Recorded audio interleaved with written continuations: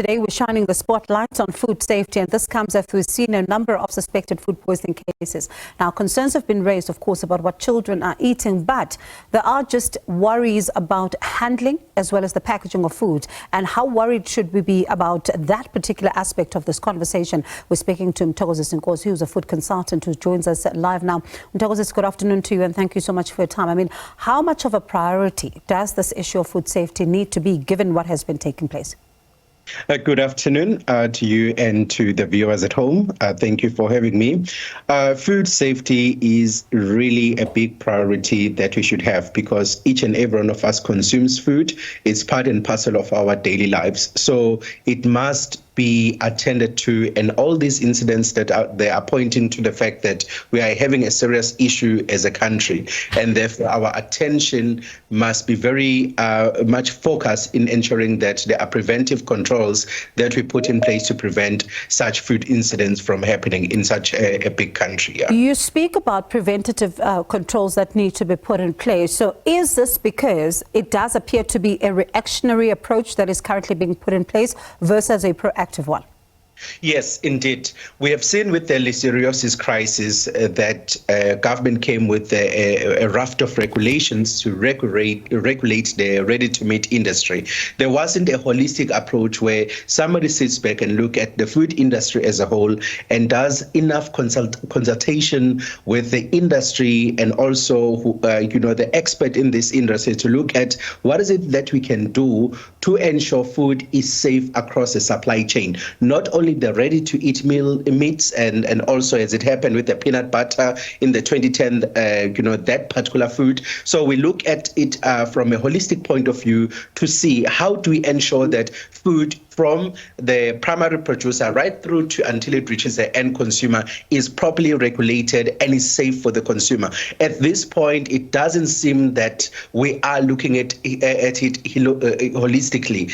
We are more reactive to what incident actually comes out. And after that, it dies off, we forget about it, and then we move on until another incident happens. So let's talk about the handling, because about a week ago, we were in conversation here on the show with someone from Ekurhuleni, an official who's tasked with ensuring that, of course, compliance is taking place.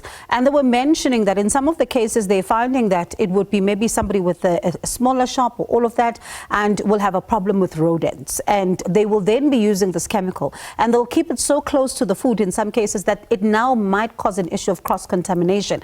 So ideally, how then should this, particular process of handling the food, putting it where it's supposed to be, unfold, not only for spaza shops, but even for big supermarkets? There is already actually a guidance to that in terms of the regulation R638 of 2018, which firstly requires that the person in charge be familiar with food safety handling practices. And from what we have seen, most of the spaza shop owners or business informal traders, they are not aware of the regulatory requirements that they need to comply with as people that are working with food. So basically, the requirements that we have in the food industry, nothing in a food processing facility or a handling facility thereof must touch the floor. Everything must be segregated according to its function. Chemicals must be stored in their own separate spaces or storage area. Food must be kept in its own storage area. And also we must ensure that we comply with the basic requirements of temperature control, pest control, as well as cleaning and sanitizing. So no food actually should be stored together with chemicals such as pest control chemicals. And in the food industry, the standard practice is that the chemicals that we use must only be those chemicals that are registered with the Department of Agriculture as per Act 36 of 1947. With those chemicals, you'll see that they've got L numbers, and generally it's only the PCOs or pest control operators that are registered with the Department of Agriculture that would be making recommendations in terms of the types of pesticides that can be used in a food handling facility. So you don't just spray or fog, because those chemical residues can get into the food and result in poisoning cases, as in some instances it has been reported. And you're mentioning that then, and something springs to mind. There was, talk by officials in Ekurhuleni of Eldercup, if I'm even pronouncing it correctly, who are saying that appears to be a chemical that is not supposed to be in circulation, but they're currently finding that it is in circulation. And one wonders then, if there is no regulation of that as well, and it's not supposed to be there, what could be the consequences? Yes. So the problem is there are regulations. The enforcement of those regulations are a problem. We already have got regulations that inform how chemicals that you'd want to use in a facility or in South Africa thereof should be used, what type of chemicals, and the process that you need to go through to register those chemicals for use in South Africa.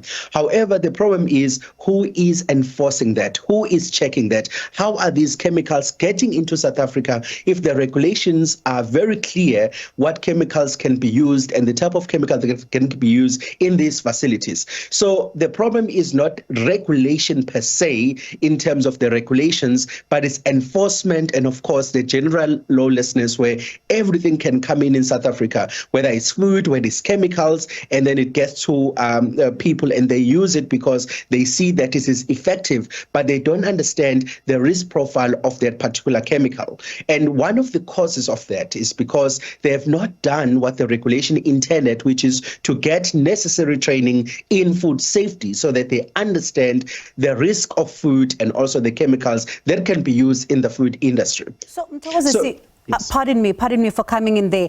Should that apply as well as far as repackaging is concerned then?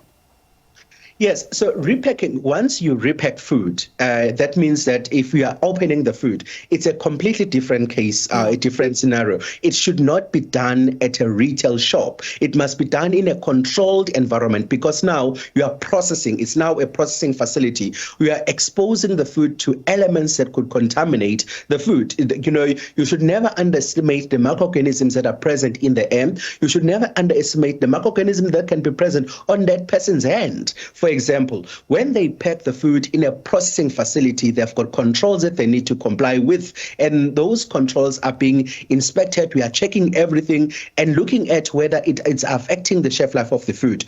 Once you then do repacking in an open area, in a retail shop, the question is, are you implementing the same controls that a processing facility would implement? Because then it's open, you are not washing your hands as expected. You are not wearing the necessary PPE that you must wear when you are working with exposed food, except of course with unprocessed crops and vegetables. So that's where the issue is. Those controls are not implemented at that point if you are just repacking and taking food from one place to the other. And imagine if you have fumigated that area.